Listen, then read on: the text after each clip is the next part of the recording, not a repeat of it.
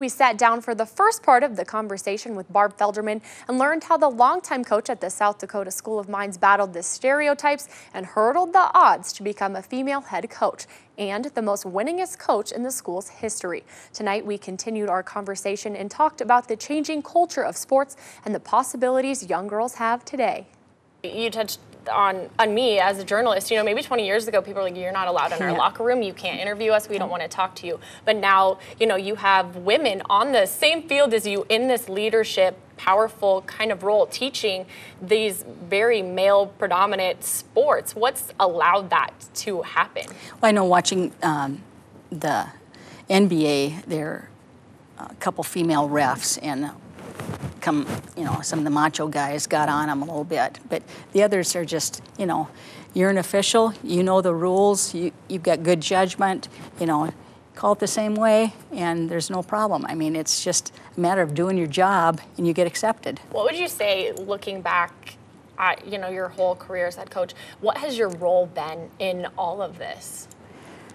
I never thought about a role. I just kept my head down and just kept working. I got great kids. Recruiting was hard at Mines and an engineering school, but you just wanted to get better. You get better, and you want those kids to become better women and believe that they can do anything.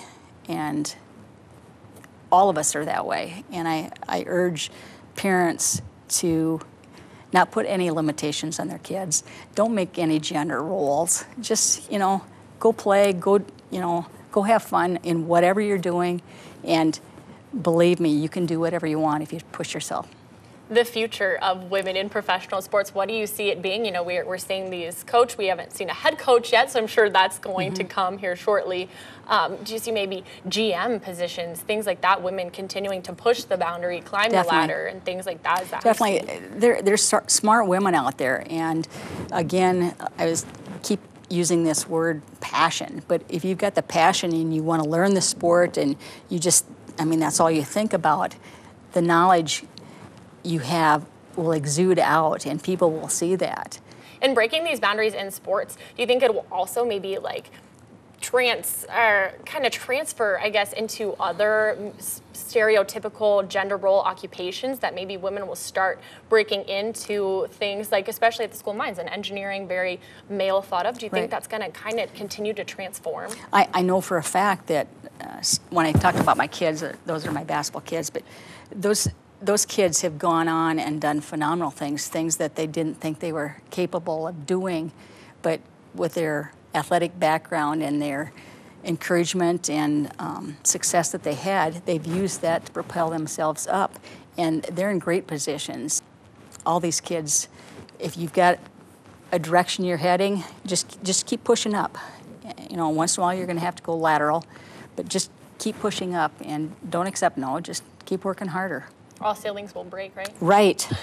Sometimes. Sometimes, I guess I should say. All right, well, thank you so much for taking the time. Your insight has just been amazing. I really appreciate it. Well, I love what I did, and I know that my kids have had success because of their belief in themselves, and I want all those kids out there to believe in themselves. There's no doubt that Barb Felderman is a true inspiration to every life that she touches. In the 40 minutes I got to spend with her both on and off camera, she encouraged me to chase the dreams I've had since I was a little girl. So I would like to pay it forward and encourage all of you to dream big and chase those dreams with all you have, because you never know whose path you're paving along the way.